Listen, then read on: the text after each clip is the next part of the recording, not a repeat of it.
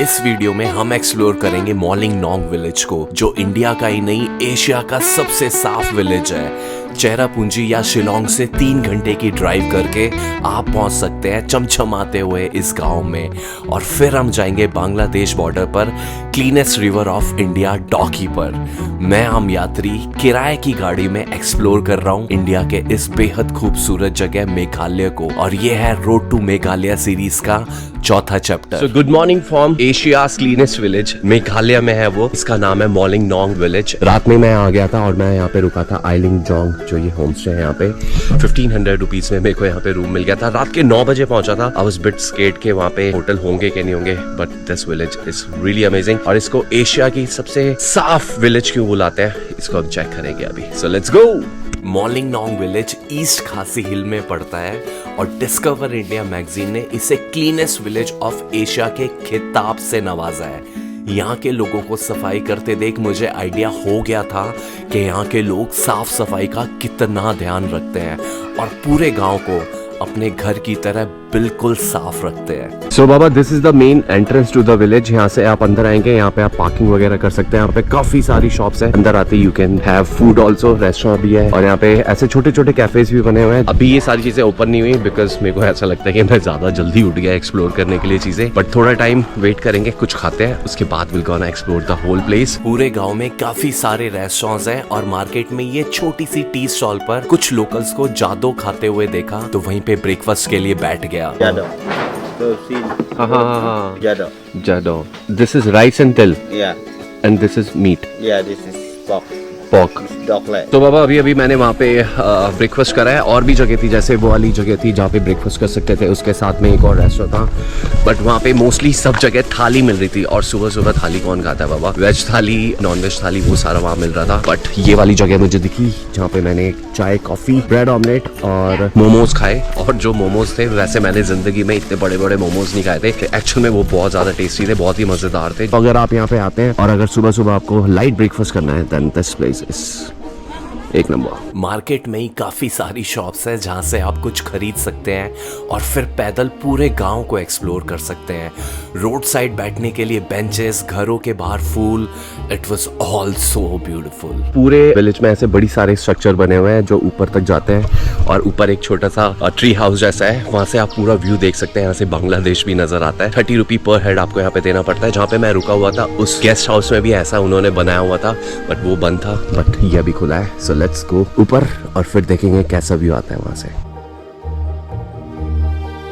सो बाबा, ये जो आप ग्रीनरी देख रहे हैं और ग्रीनरी के उस पार इट्स बांग्लादेश, और ये जो पूरा ग्रीन ग्रीन है ये इंडिया है। तो जो ये स्काई व्यू पॉइंट है, इसके ऊपर चढ़ के आप बांग्लादेश भी देख सकते हैं। And the view from this place is like amazing, it's really beautiful. So ये जो पूरा स्ट्रक्चर है इस ट्री हाउस का, ये पूरा बैम्बू से बना हुआ है, और आप देख सकते हो यहाँ पे नीचे सिर्फ ये वाली लेयर है, इसके बाद कुछ भी नहीं है। और ये थोड़ा स्लिपरी भी है, जो सो ये वाला पार्ट है इट्स स्लिपरी, तभी उन्होंने बीच बीच में ये लगाया। तो आपको बड़े ध्यान से इसके ऊपर पैर रख के ही जाना है, नहीं तो गिरने का बहुत चांसेस है, क्योंकि यहाँ पे पैर होता है स्लिप। तो यहाँ पे पूरे विलेज में ऐसे बड़े सारे बैम्बू से ये ब्रिज है ऐसे बने हुए हैं, जो हमने पहले भी देखा था, जो ट्री हाउस है। और ऐसे छोटे छोटे ये जो वाटर सोर्सेज है, उनके बीच में से चलने के लिए they have made this bamboo bridges. तो यहाँ पे पूरे विलेज में लोगों ने अपने घर के आगे ऐसे क्यारियां बनाई हुई है। यू कैन सी रोड के दोनों तरफ यहाँ पे इतने सारे पेड़ लगाए हुए हैं। तो जो भी ऑलरेडी जो ग्रीन जगह है मेघालय, उसको और ग्रीन बना दिया है। कुछ तो बहुत ही अमेजिंग चीज है यहाँ पे कि लोगों के दिमाग में है कि भाई सफाई बहुत ज्यादा जरूरी है। And it's really good. साफ सुथरी सड़कों और घरों के अलावा इस गांव में एक फुटबॉल ग्राउंड भी है, और है एक बहुत ही जबरदस्त सी चर्च जो है गांव के बिल्कुल बीच में। उसके अलावा यहाँ है बहुत सारे बच्चे और उनके लिए स्कूल्स, जूनियर और हाई स्कूल। ये जो इनका है, ये इनका हाई स्कूल है, जो हमने पहले देखा था वो जूनियर स्कूल है, और ये इनका ग्राउंड है। And the most important thing वो ये है कि यहाँ पे जो लिटरेसी रेट है इट्स 100% बाबा। स्कूल देखने के बाद मैंने देखा आज तक का सबसे सुंदर और साफ पब्लिक टॉयलेट। हाँ जी बाबा, ये यहाँ का पब्लिक टॉयलेट है, और एक नॉर्मल गांव की तरह यहाँ भी देखी एक पंचायत और आंगनवाड़ी। तो बाबा जो भी अभी तक मैंने दिखाया था वो सारी टूरिस्टी प्लेस थी, बट जो एक्चुअल विलेज है वो ये है। कैसे छोटे छोटे घर बने हुए हैं यहाँ पे, और उन्होंने बीच में इतने सारे पौधे लगाए हुए हैं, ऐसे गार्डन बनाया हुआ है। इसी वजह से इस जगह को कहते हैं गॉड्स ओन गार्डन। एंड यहाँ पे ऐसा लगता है कि गार्डन में यहाँ पे और गार्डन के बीच में घर बने हुए हैं। जैसे ये पूरे गार्डन है बड़ा सा, और यहाँ पे एक घर यहाँ पे, एक उधर है, एक इधर है एंड एक इधर है। गार्डन में ही घर बना लिया है, घर में गार्डन नहीं, गार्डन में घर। मैंने ऐसे पेड़ पहले कभी देखे नहीं है। ये कोकोनट या पाम ट्री तो नहीं है, ये कुछ और ही है, बट ये जो भी है इट्स रियली रियली ब्यूटीफुल। इस गांव में आके आपको गांव वाली फीलिंग तो बिल्कुल भी नहीं आएगी, और कुछ लोगों की अच्छी सोच ने इस जगह को पूरे वर्ल्ड मैप में फेमस कर दिया बाबा। स्टे करने के लिए पूरे गांव में बहुत सारे होम स्टेज हैं जिन्हें आप ऑनलाइन भी बुक कर सकते हैं, या फिर मेरी तरह यहाँ आकर भी बुकिंग कर सकते हैं। सो बाबा ये मेरा रूम है, आइला जॉन्ग होम स्टे। बेसिक सा रूम है, बेड है, यहाँ पे मिरर है, यहाँ पे चार्जिंग का पॉइंट है, पानी भी दिया है, बड़े सारे ग्लासेस हैं, यहाँ पे बैठने की जगह है। Overall it's a really basic room, और इनका जो वॉशरूम है एटलीस्ट वो बहुत ज्यादा साफ है। You can just see it's really clean, और यहाँ पे गीजर भी है। और ये मेरे को पड़ा है 1500 रुपी पर नाइट। ऐसे यहाँ पे बहुत सारे हैं, बट यहाँ पे आप लग्जरी बिल्कुल भी एक्सपेक्ट मत करिए, बिकॉज जो भी सारे होम स्टेज हैं यहाँ पे सारे ऐसे ही हैं। 1000 से 1500 के बीच में होम स्टेज बहुत अच्छे हैं। मेन जो विलेज है उसके अंदर है। सो बाबा फाइनली इट्स टाइम टू से good by two this Asia's cleanest village, और यहाँ से हम जाएंगे सीधा डॉकी रिवर, जो कि आई थिंक बहुत ही ज्यादा साफ रिवर है। मे बी हो सकता है कि वो इंडिया की सबसे ज्यादा क्लीन रिवर हो। यहाँ से लगे ऑलमोस्ट 1.5 घंटा। So let's go to that Dawki river.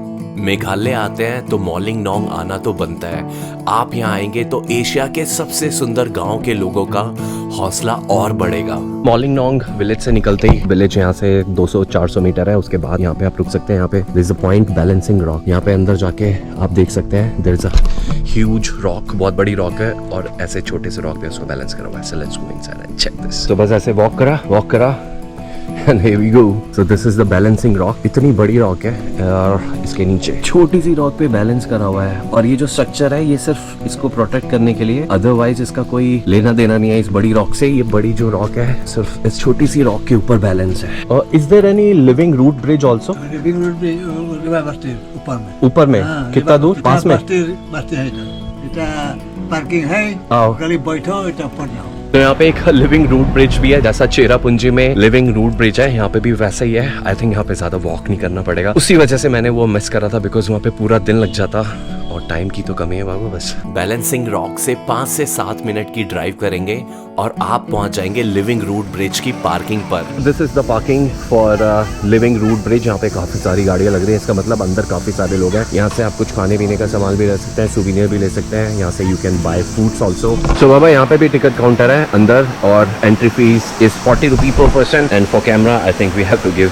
20 रुपए। और this is the natural bridge, और आप देख सकते हो कि कैसे रूट्स आ रखी है पेड़ की, नीचे से ऊपर आके इसने एक ब्रिज को फॉर्म कर लिया है। आगे से देखते हैं क्या सीन है इसका। So here we go.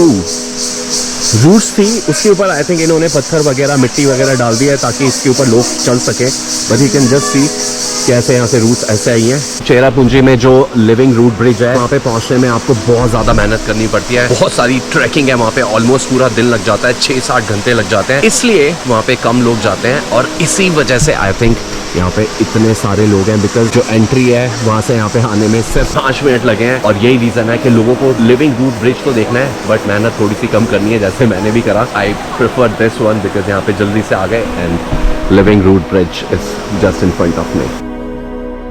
Half an hour में आप इस जगह को आराम से एक्सप्लोर कर सकते हो, और हजारों सालों में बने इस ब्रिज को आप बोल सकते हो बाय। सो मॉलिंग नोंग विलेज के बाद आप सीधा जा सकते हैं डॉकी रिवर, जो कि सिर्फ 1.5 घंटे के रास्ते पे है, और वो बिल्कुल इंडिया बांग्लादेश बॉर्डर पे है। और बीच में जहाँ पे अभी मैं खड़ा हूँ, वहाँ पे यू कैन सी ये फेंसिंग करी हुई है पूरी वहाँ दूर तक, और ये बहुत लंबी फेंसिंग है। ये जो पार्ट है ये है बांग्लादेश, और जहाँ पे मैं खड़ा हूँ इट्स इंडिया। जहाँ पे वो बंदा खड़ा हुआ है जो फिशिंग कर रहा है, वो बांग्लादेश में फिशिंग कर रहा है। यहाँ से डॉकी सिर्फ 10-15 मिनट का रास्ता और है। So let's go to Dawki river, और तब तक I am leaving you to this border, जो मैं जिंदगी में पहली बार ऐसे किसी बॉर्डर के यहाँ पे खड़ा हूँ, ऐसे फेंसिंग के आगे।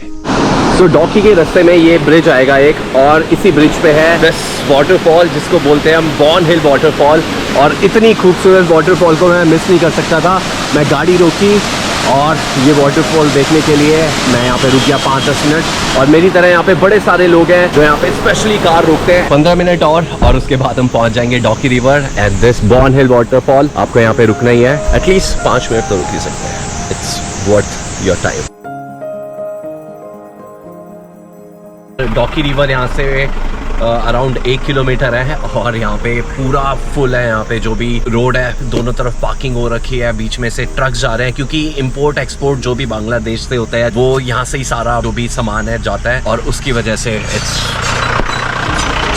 So finally road side parking करके मैं गया डॉकी। और आपको भी यही करना है क्योंकि वहाँ कोई पार्किंग नहीं है और नीचे उतरते ही आपको बहुत सारे बोट वाले मिल जाएंगे। तो बाबा 1000 रुपीज फॉर 1 आवर इस बोटिंग प्राइस यहाँ पे। और डॉकी जो रिवर है जो मैंने वीडियोस में देखी थी बाबा, ये तो बिल्कुल भी वैसी नहीं लग रही है बिकॉज अभी बारिश आई है, उसकी वजह से जो भी पानी है थोड़ा इधर उधर हो गया है और वो जो एकदम साफ पानी होता है वो यहाँ पे बिल्कुल भी नहीं है। बट यहाँ पे आ गए तो बोटिंग करना तो बनता ही है। तो बोट के प्राइस है जिसके अंदर 3 लोगों तक बैठ सकते हैं, बट अगर आप सिंगल हैं या अकेले आ रहे हैं तब भी आपको उतना ही प्राइस देना पड़ेगा। And this is the point. बाबा बांग्लादेश कहाँ पे? So here there's no, borderline. There's no such point which separate India and Bangladesh. Okay. So it is zero. Zero line, it's 0 point. Like- But what if somebody come from that side to India? Fauji over there, like they will watch it. They are watching over there. They're watching. So Baba boat पे बैठ गए and we are ready to explore this Dawki river जो कि बिल्कुल भी साफ नहीं है बाबा। इंस्टाग्रामर्स कहाँ से लाते हो आप इतनी साफ डॉकी रिवर? जो भी इंस्टाग्राम पे इतनी सारी वीडियोस चलती है, कौन से डॉकी की है वो? डॉकी रिवर को इंडिया की क्लीनेस्ट रिवर भी बोला जाता है। पानी अभी भी बहुत साफ था, पर जब बारिश नहीं होती तो यहाँ का पानी बिल्कुल ट्रांसपेरेंट हो जाता है। What's the best time to come here? December, January. Water will be clear. Yeah, transparent. Like, you Ah. can see the river bed bottom. Oh.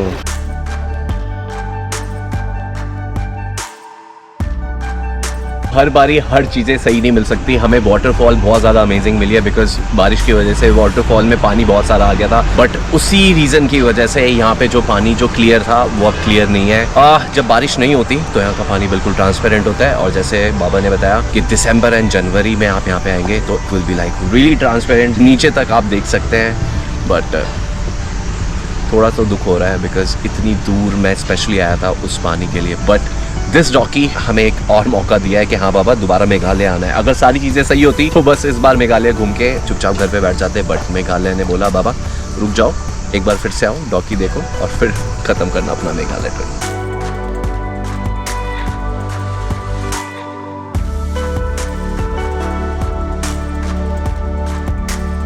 तो बाबा ये जो बोट लगी हुई है यहाँ पे, this is the end point. यहाँ से बांग्लादेश शुरू हो जाता है और सामने 2 चौकियाँ हैं। ये वाली इंडिया की चौकी है and this one is of Bangladesh. ये जो सारे लोग हैं they are from Bangladesh side.